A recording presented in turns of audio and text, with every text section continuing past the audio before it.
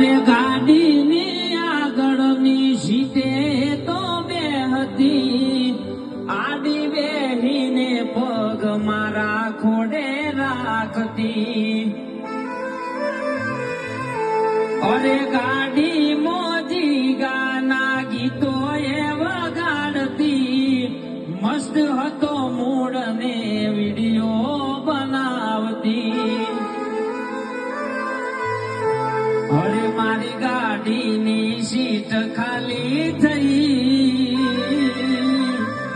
એની યાદમાં ગાડી આવું પહોંચી ગઈ.